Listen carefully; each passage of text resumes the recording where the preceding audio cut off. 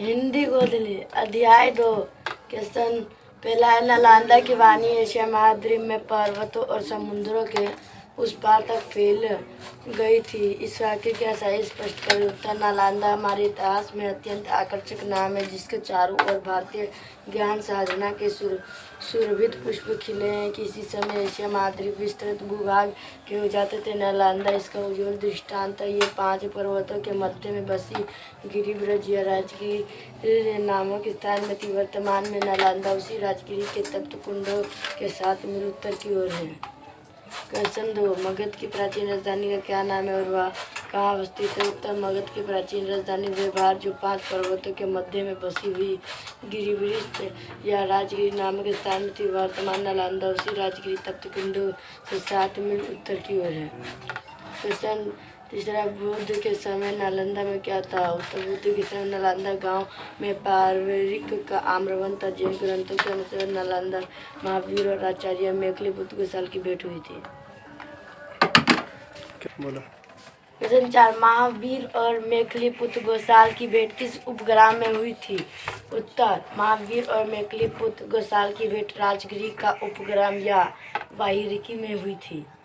Question 5, Mahavir ने नालंदा में कितने दिनों वर्षवास किया था? उत्तर महावीर ने नालंदा में 14 वर्ष तक वास किया था। क्वेश्चन 6, तारनाथ कौन थे? उन्होंने नालंदा को किसकी जन्मभूमि बताया है? उत्तर तारनाथ तिब्बत के विद्वान इतिहास लेखक थे। उन्होंने लामा तारनाथ के अनुसार नालंदा सारीपुती का जन्मभूमि बताया।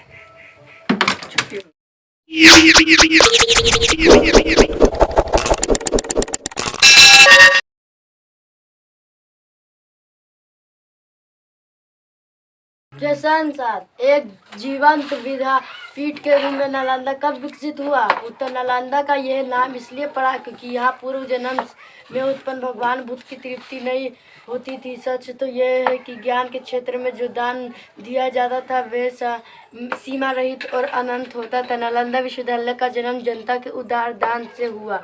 कहा जाता है इसका आरंभ 500 व्यापारियों के दान से हुआ था, जिन्होंने अपने धन से भूमि खरीदकर बुद्ध के दान को दी थी। यहाँ कई विहार है, ऊंचे ऊंचे शिखर आकाश में मेघों को छूते। यहाँ 300 बड़ी कमरे और 8 मंडप थे। नालंदा 7वीं सदी में विकसित हुई थी।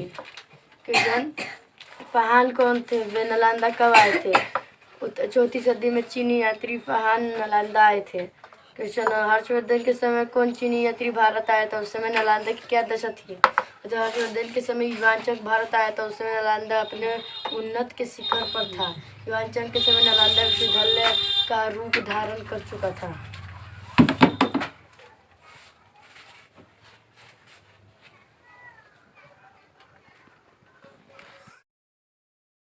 क्वेश्चन है, नालंदा विश्वविद्यालय का जन्म कैसे हुआ? उत्तर नालंदा विश्वविद्यालय का जन्म जनता के उदार दान से हुआ। कहा जाता है इसका आरंभ 500 व्यापारियों के दान से हुआ था, जिन्होंने अपने धन से भूमि खरीदकर बुद्ध को दान में दी थी। अब क्वेश्चन 12 है, यशोवर्मन के शिलालेख में वर्णित नालंदा का अपने शब्दों में चित्रण कीजिए। उत्तर 8वीं सदी के यशोवर्मन के शिलालेख में नालंदा का बड़ा भव्य वर्णन किया गया है। यहाँ के विहारों की पंक्तियों के ऊंचे ऊंचे शिखर आकाश में मेघों को छूते थे। उनके चारों ओर नीले जल से भरे हुए सरोवर थे, जिसमें सुनहरे लाल कमल तैरते थे। बीच बीच में सघन आम्र कुंजों की छाया थी। यहाँ के भवनों के शिल्प और स्थापत्य को देखकर संग्राम है, किंतु नालंदा उन सभी में अद्वितीय है।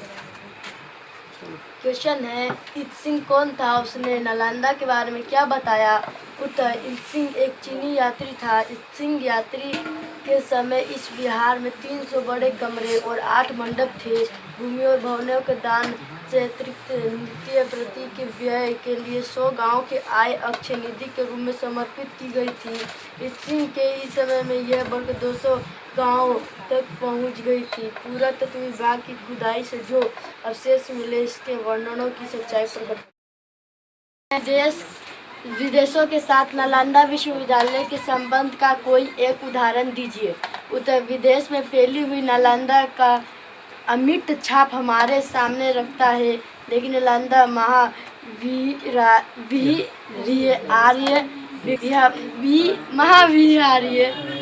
आर्य वृक्ष संघ की धाक समस्त एशिया भूखंड में थी। इस संघ के बहुत सी मिट्टी की मुद्राएं नालंदा से प्राप्त हुई है। नालंदा का शिक्षा क्रम बड़ी व्यवहारिक बुद्धि से तैयार किया था। उसे पढ़कर विद्यार्थी दैनिक जीवन में अधिकाधिक सफलता प्राप्त करते थे। नालंदा विश्वविद्यालय में पढ़ने विदेशी से भी छात्र यहाँ आया करते थे। मूल रूप से 5 विषय की शिक्षा अनिवार्य थी। नालंदा के विद्वान विदेशी में भी जाकर ज्ञान का प्रसार किया था। क्वेश्चन है, नालंदा में किन 5 विषयों की शिक्षा अनिवार्य थी? तो नालंदा में मूल रूप से 5 विषयों की शिक्षा अनिवार्य थी। पहला शब्द विवरण या व्याकरण, जिससे भाषा का समय ज्ञान प्राप्त हो सके। दूसरा हेतु विज्ञान या तर्क शास्त्र, जिससे विद्यार्थी अपने बुद्धि की कसौटी पर प्रत्येक बात को परख सके। तीसरा चिकित्सा विज्ञान, जिससे सीखकर छात्र स्वयं स्वस्थ रह सके और दूसरों को निरोग बना सके। चौथा शिल्प विज्ञान, जिससे सीखकर छात्रों में व्यवहारिक और आर्थिक जीवन की स्वतंत्रता आ सके। पांचवा धर्म और दर्शन, यह विषय छात्र अपनी रुचि के अनुसार रखते थे। इसे सीखकर धर्म और दर्शन का ज्ञान प्राप्त करते थे। नालंदा के कुछ प्रसिद्ध विद्वानों की सूची बनाइए। उत्तर, नालंदा के कुछ प्रसिद्ध विद्वानों की सूची इस प्रकार है। पहला सुदुर्जय, दूसरा नागार्जुन, तीसरा आचार्य दिंगनाथ, चौथा तारानाथ, पांचवा आर्यदेव, छठा शीलभद्र। क्वेश्चन 17 है, शीलभद्र से युवानचांग की क्या बातचीत हुई? उत्तर, जब युवानचांग नालंदा से विदा होने लगे तब आचार्य शीलभद्र एवं अन्य भिक्षुओं ने उनसे यहाँ रह जाने की लिए अनुरोध किया तो युवानचांग ने उत्तर में यह वचन कहे कि यह देश बुद्ध की जन्मभूमि है, इसके प्रति प्रेम न हो सकना असंभव है, लेकिन यहाँ आने का मेरा उद्देश्य यही था कि अपने भाइयों के हित के लिए मैं भगवान के महान धर्म की खोज करूं। मेरा यहाँ आना बहुत ही लाभप्रद सिद्ध हुआ। क्वेश्चन है, विदेशों में ज्ञान प्रसार के क्षेत्र में नालंदा के विद्वानों के प्रयासों के विवरण दीजिए। उत्तर, नालंदा के विद्वानों ने विदेशों में जाकर ज्ञान का प्रसार किया। पहले तो तिब्बत के प्रसिद्ध सम्राट त्सोंग-छन-ग्पो सन 630 ईस्वी ने अपने देश में भारतीय लिपि और ज्ञान का प्रसार करने के लिए अपने यहाँ के विद्वान थोनमी संभोट को नालंदा भेजा। नालंदा के विद्वान तिब्बती भाषा सीख कर बौद्ध ग्रंथ और संस्कृत साहित्य का तिब्बती में अनुवाद किया। धीरे धीरे वहाँ के निवासियों को बौद्ध धर्म में दीक्षित किया। अध्याय 2 भाषा की बात। पहला सुरभित पुष्प विशेषण युक्त पद है। नीचे कुछ विशेष दिए जा रहे हैं, उन्हें उपयुक्त विशेषणों से जोड़िए। वृक्ष, लंबे वृक्ष। पृथ्वी, गोल पृथ्वी। आकाश, अनंत आकाश। शिखर, ऊंची शिखर। पर्वत, ऊंचे पर्वत। वन, घने वन। नदी, गहरी नदी। नगर, सुंदर नगर। दूसरा, चैतन्य केंद्र में कौन सा समास है, विग्रह करके बताएं।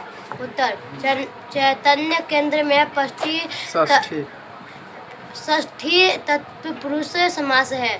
तीसरा, अनुश्रुति शब्द में अनु उपसर्ग है, इस उपसर्ग से 5 शब्द बनाए। अनुमान, अनुमति, अनुपस्थित, अनुदार, अनुकंपा। चौथा है, निम्नांकित शब्दों का संधि विच्छेद करें। अभ्युदय, अभिजोर उदय, अभिजोर उदय। उज्ज्वल, उतः जोर जल। उन्नति, उतः जोर नति। उज्जोरनति। यशोवर्मन, यशोवर्मन, यशोजोर वर्मन। अंतरराष्ट्रीय, अंतर्जोर राष्ट्रीय। शयनासन, शयन जोर आसन। हितार्थ, हित जोर अर्थ। सदाशा, सदा जोर आशा। पांचवा, अनेक शब्दों के लिए एक शब्द दे। मेघों को छूने वाला, मेघ स्पर्श, स्पर्श, स्पर्श, जैसा दूसरा न हो, अद्वितीय, आगे आगे चलने वाला, अग्रगामी, जिसका कोई सीमा न हो, असीमित, जो खजाना कभी समाप्त न हो, असमाप्त, कुबेर के खजाना, जिसकी मति स्थिर हो चुकी हो, स्थिर मति। क्वेश्चन 6, विपरीतार्थक शब्द लिखें। आकाश का पाताल, सच्चाई का झूठ, विदेश का देश, आरंभ का अंत, प्राचीनतम नवीन आधुनिक, विलुप्त का प्रकट, विस्तृत का संक्षेप्ति, तृप्त का अतृप्त।